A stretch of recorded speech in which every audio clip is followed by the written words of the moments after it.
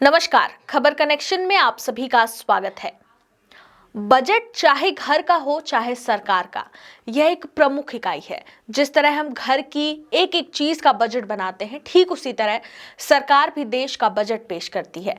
आज इसी बजट पर चर्चा करेंगे कि आखिर यह बजट है क्या और इस बार पेश होने वाला अंतरिम बजट क्या है। तो चलिए शुरू करते हैं। सरकार हर साल फरवरी में साल का बजट पेश करती है। जिस तरह साल शुरू होते ही घर का एक बजट तैयार होता है, ठीक वैसे ही देश के वित्त मंत्री द्वारा इस पूरे देश की आमदनी और खर्च के हिसाब पर होने वाली इस कवायद को ही बजट कहते हैं। देश का बजट यानी देश के पूरे वित्तीय वर्ष का हिसाब किताब। वित्तीय वर्ष यानी 1 अप्रैल से लेकर अगले साल 31 मार्च तक के 12 महीने का समय माना जाता है। देश की वित्त मंत्री सीतारमण यह तैयारी कर रही हैं, इस देश को कहां-कहां से पैसा मिलेगा और सरकार कहां-कहां उसे खर्च करेगी। सरकारी कागजों में ये एनुअल फाइनेंशियल स्टेटमेंट कहते हैं। अब आप सोच रहे होंगे कि इसे बजट ही क्यों कहा जाता है या इसका नाम बजट कैसे पड़ा होगा। तो थोड़ा सा इसका इतिहास जान लेते हैं। यह परंपरा ब्रिटेन की संसद में शुरू हुई थी। तब वहां के वित्त मंत्री यह सारा हिसाब किताब एक चमड़े के बैग में रख कर लाते थे। चमड़े के बैग को फ्रेंच में बुगेट कहा जाता था, अंग्रेजी में उसे बजट कहा जाने लगा और इसी वजह से पूरी दुनिया में देश हो या घर का खर्च और आमदनी के हिसाब किताब को हम बजट कहने लगे। एक बात और है जो आपको जाननी जरूरी है। अब आपको एक बात यहाँ जाननी जरूरी है कि 1 फरवरी को पूरे साल का बजट पेश होना है और इस बार ये बजट काम चलाऊ हिसाब किताब के रूप में ही सामने आएगा, जिसे अंतरिम बजट कहा जाएगा। अब आपने एक नया शब्द सुना, अंतरिम बजट। अब ये अंतरिम बजट क्या है? तो आपको ये बता दें कि इस साल देश में चुनाव होने को है। अभी जो सरकार है वो सिर्फ 5 महीने काम करने वाली है। चुनाव के बाद नई सरकार आएगी। ऐसे में वित्त मंत्री पूरे साल का बजट नहीं बना सकती, यह काम नई सरकार करेगी। इसलिए वह कुछ महीनों का ही काम चलाऊ बजट पेश करेंगी। इसे ही अंतरिम बजट कहते हैं। नई सरकार बनने के बाद जून जुलाई में पूर्ण बजट पेश किया जाएगा। इससे पहले भी 2019 में जब लोकसभा चुनाव हुआ था, तब के प्रभारी वित्त मंत्री पीयूष गोयल ने अंतरिम बजट पेश किया था।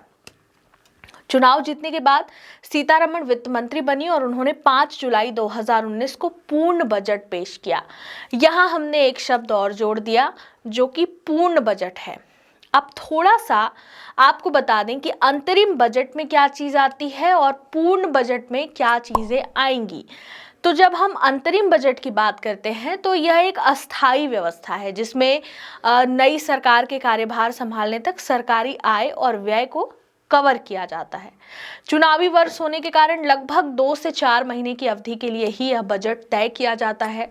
सरकार किसी भी बड़ी नीतिगत घोषणा और टैक्स में बड़े बदलाव से बचती है। सरकार वोट ऑन अकाउंट में सिर्फ खर्च के लिए संसद से मंजूरी मांगती है।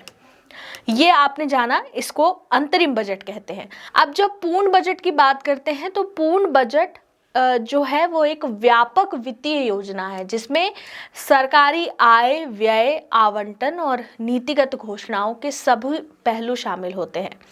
यह पूरे वित्तीय वर्ष यानी कि 1 अप्रैल से 31 मार्च के लिए होता है। सरकार नई नीतियां और बड़ी बड़ी योजनाएं घोषित करती हैं। लोकसभा में विस्तृत चर्चा के बाद इसे पारित किया जाता है। अब आपके मन में एक सवाल और आ रहा होगा कि अंतरिम बजट क्या कोई संवैधानिक शब्द है? कैसे इसे अंतरिम बजट कहा गया होगा? तो इसके पीछे भी एक छोटी सी कहानी है। दरअसल आजाद भारत का पहला बजट वित्त मंत्री षटमुगम चेट्टी ने 26 नवंबर 1947 को पेश किया था। इसमें नए नियम और नए टैक्स लागू नहीं किए गए थे। इसके 95 दिन के बाद 1948 और 49 का पूर्ण बजट पेश किया गया। उस बजट को पेश करते समय षटमुगम ने कहा कि इससे पहले जो बजट पेश किया गया था वह अंतरिम था। इसी के बाद से अंतरिम बजट नाम तय हो गया और अब तक चला आ रहा है। आपको जानकर हैरानी होगी कि भारत के संविधान में इसका अलग से कोई जिक्र नहीं है। संविधान में इस तरह के बजट को वोट ऑन अकाउंट कहते हैं, जिसकी हमने पहले चर्चा की थी। अब यहाँ एक सवाल यह बन रहा है कि क्या अंतरिम बजट में सरकार कोई बड़े फैसले ले सकती है या नहीं? तो इसका साधारण सा जवाब है, अंतरिम बजट में सरकार क्या करेगी इसको लेकर कोई रोक टोक तो नहीं है, लेकिन अमूमन सरकार कोई बड़ी घोषणा नहीं करती, क्योंकि चुनाव आयोग के आचार संहिता के तहत वोटर पर कोई अनुचित प्रभाव न पड़े, इसके लिए चुनाव आयोग की ओर से अंतरिम बजट पर कुछ सीमाएं भी लगाई गई हैं। हालांकि एक परंपरा है कि सरकार अंतरिम बजट में कोई बड़ी नीतिगत घोषणा नहीं करे, लेकिन फिर भी 2019 की बात करें तो सरकार ने कर छूट सीमा को 2.5 लाख रुपए प्रतिवार से बढ़ाकर 5 लाख रुपए कर दिया था। और इस बार वित्त मंत्री ने पहले ही आगाह कर दिया है कि अंतरिम बजट में कोई बड़ी घोषणा नहीं की जाएगी। अब जैसा कि आप जानते हैं कि इस बजट को संसद में पेश किया जाता है, उसके पीछे क्या कारण हो सकता है, संसद में ही क्यों इसे पेश किया जाता है? तो आपको बता दें, देश को टैक्स, राजस्व, कर्ज समेत अलग अलग कई तरीकों से आमदनी होती है। यह सारी कमाई एक साझा कोष में जमा होती है, जिसे इस देश की संचित निधि या कंसोलिडेटेड फंड्स कहते हैं। इसका जिक्र संविधान के आर्टिकल 266(1) में है। अब बात खर्च की करें तो इस देश की संचित निधि का मालिक संसद है।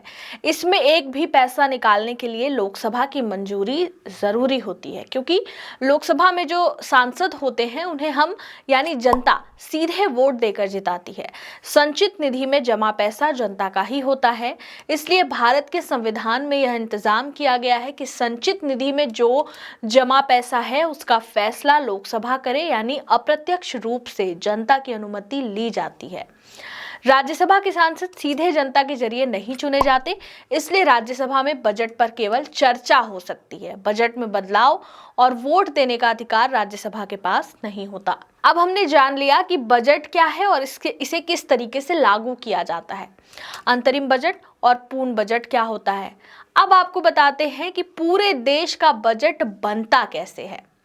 तो बजट बनाने की तैयारी करीब 6 महीने पहले से यानी आमतौर पर सितंबर से ही शुरू हो जाती है। यह मोटे तौर पर 6 स्टेज में होती है। पहले स्टेज में सितंबर में मंत्रालय, विभागों, राज्यों और केंद्र शासित प्रदेशों को सर्कुलर जारी कर आने वाले साल के लिए जरूरी फंड का उत्तर देने को कहा जाता है। इन आंकड़ों के आधार पर ही बाद में अलग अलग मंत्रालय को फंड दिए जाते हैं। बजट बनाने की प्रक्रिया शुरू होने के बाद वित्त मंत्री, वित्त सचिव, राजस्व सचिव और व्यय सचिव हर दिन बैठक होती है। अक्टूबर-नवंबर तक वित्त मंत्रालय दूसरे मंत्रालयों, विभागों के अधिकारियों के साथ मीटिंग करके यह तय करते हैं कि किस मंत्रालय या विभाग को कितना फंड दिया जाए। बजट बनाने वाली टीम को पूरी प्रक्रिया के दौरान प्रधानमंत्री, वित्त मंत्री और नीति आयोग के इनपुट लगातार मिलते रहते हैं। बजट टीम में अलग अलग क्षेत्र के विशेषज्ञ शामिल होते हैं। बजट बनाने और इसे पेश करने से पहले कई इंडस्ट्री ऑर्गेनाइजेशन और इंडस्ट्री के जानकारों से भी वित्त मंत्री चर्चा करती हैं। बजट से जुड़ी सारी चीजें फाइनल होने के बाद एक ब्लूप्रिंट तैयार किया जाता है। बजट को लेकर सब कुछ तय होने के बाद बजट दस्तावेज प्रिंट होता है। बजट दस्तावेज गुप्त होता है क्योंकि इसकी कोई सूचना बाहर नहीं आनी चाहिए। बजट दस्तावेज को वित्त मंत्रालय की चुनिंदा अफसर तैयार करते हैं। बजट दस्तावेज लीक ना हो पाए इसके लिए इसमें यूज होने वाले सभी कंप्यूटरों को दूसरे नेटवर्क से डीलिंक कर दिया जाता है।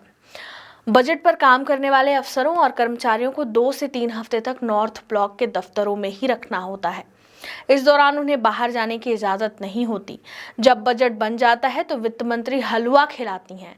कहा जाता है कि हलवा सेरेमनी के बाद से बजट की छपाई शुरू हो जाती है और अधिकारियों को कमरे में कैद कर दिया जाता है। लेकिन पिछले 3 साल से पेपरलेस बजट पेश किया जा रहा है। इस बार भी इसे पेपरलेस तरीके से ही किया जाएगा। तो ये थी एक बजट की पूरी जानकारी कि किस तरीके से देश का बजट तैयार होता है, अंतरिम बजट और पूर्ण बजट क्या होता है, सारी जानकारी। अब अगली कड़ी में आपको बताएंगे कि सरकार को कर्ज कहां से मिलता है। तो हमारे अगले वीडियो को देखने के लिए बने रहिए खबर कनेक्शन के साथ।